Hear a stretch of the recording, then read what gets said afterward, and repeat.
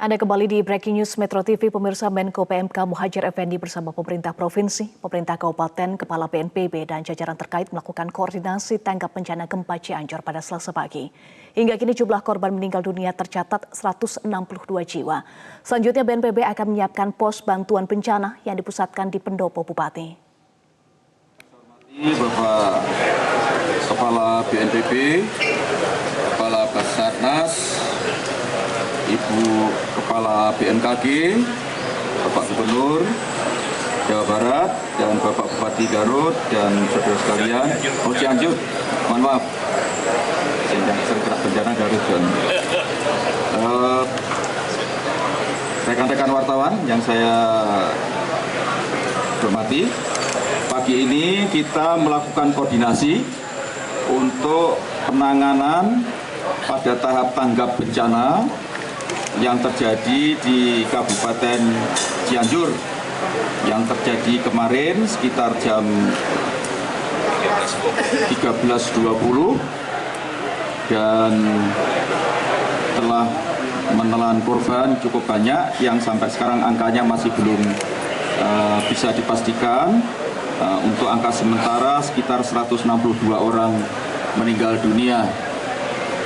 Oleh sebab itu kami atas nama pemerintah mengucapkan bela sungkawa yang sedalam-dalamnya dan ikut prihatin yang mendalam atas kejadian yang betul-betul di luar rencana atau di luar kehendak dari kita semua. Mudah-mudahan mereka yang menjadi korban bencana pada di Cianjur ini termasuk orang-orang yang syahid, karena dalam ajaran agama yang saya yakini mereka-mereka yang meninggal karena bencana itu kematiannya setara atau setingkat dengan orang-orang yang meninggal dalam keadaan syahid.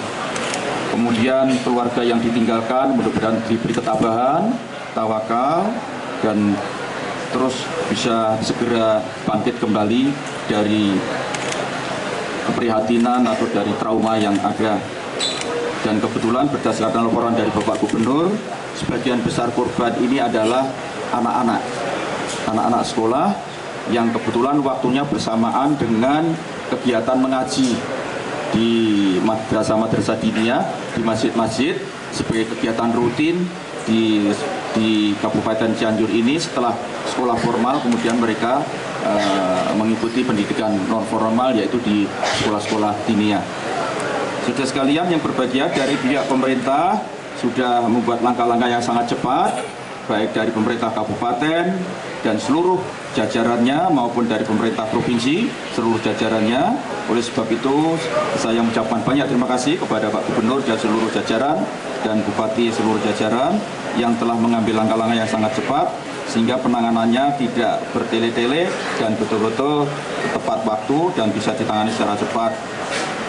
Adapun kebutuhan yang sudah disiapkan dari pihak-pihak terkait, misalnya dari pihak BNPB memutuskan bahwa nanti hanya ada satu posko dan itu ditempatkan di kantor Bupati Cianjur ini. Dan untuk wartawan dimohon arif di dalam menghimpun berita, terutama berita-berita resmi, supaya bersumber dari satu pintu, yaitu berasal dari posko, dan akan diadakan konferensi pers per tiap hari jam 15.00. Jam 17.00, mohon maaf, sekali lagi jam 17.00. Kemudian mengenai masa darurat, itu akan ditangani secepat mungkin, karena semakin cepat semakin baik, sehingga memperringkas, memperpendek penderitaan para korban. Kemudian untuk bantuan dana, disepakati bahwa nanti akan ada dana siap pakai yang digunakan dari pemerintah kabupaten itu sebesar 5 miliar untuk sementara, dan kemudian untuk dari pemerintah provinsi sebesar 20 miliar, sedangkan sisa dana elastisitasnya, dana yang dibutuhkan di luar itu nanti akan disupport dari BNPB. Dan sekarang BNPB juga sudah menggelontorkan dana bantuan untuk bantuan sementara sekitar 500 juta dan bantuan yang lain ada sekitar 1 miliar. Kemudian 1,5 miliar secara alat, kurang 1,5 miliar. Kemudian tadi disepakati bahwa untuk penanganan ini ditangani secara paralel, yaitu penanganan tanggap bencana yang mengutamakan kepada korban, baik korban hidup, korban meninggal maupun korban cedera berat. Maksud saya korban luka-luka baik ringan maupun berat. Pada saat yang bersamaan nanti akan ada pendataan untuk menyiapkan tahap rehabilitasi dan rekonstruksi, terutama rumah-rumah yang terkena, baik itu mengalami kerusakan ringan, kerusakan berat maupun yang fatal, itu akan didata paling secepat mungkin, sehingga nanti begitu selesai tahap tanggap langsung kita bisa masuk ke tahap rehabilitasi dan rekonstruksi. Untuk ada 2 jalan yang sekarang mengalami tidak bisa ditembus karena ada longsor, yaitu 1 jalan nasional dan 1 jalan kabupaten, dan diharapkan dan kita target hari ini selesai, sehingga akses kendaraan tidak akan terganggu.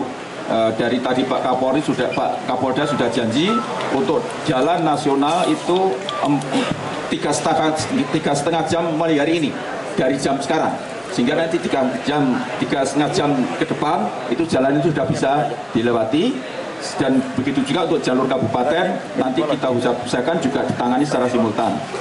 Kemudian untuk jembatan yang putus, ada 1 jembatan yang putus, itu nanti akan segera saya informasikan kepada Pak Menteri PUPR untuk segera dibangun jembatan darurat. Kemudian untuk prioritas yang sekarang akan kita lakukan yaitu membongkar atau menggali timbunan-timbunan yang kemungkinan di dalam timbunan itu ada korban, terutama korban hidup. Kita harapkan hari ini selesai. Ya. Tadi dari Pak Basarnas sudah menyanggupi hari ini nanti timbunan-timbunan yang diduga kuat ada korban, terutama masih korban hidup, itu akan diselesaikan hari ini. Dengan demikian maka untuk korban yang masih hidup mudah-mudahan masih bisa diselamatkan secepat mungkin. Saya kira itu beberapa poin yang saya sampaikan. Nanti saya persilakan kepada Pak Gubernur kalau ada yang ingin ditambahkan, begitu juga kepada Kepala BNPB. Demikian rekan-rekan wartawan, kalau ada yang ditanyakan saya persilakan.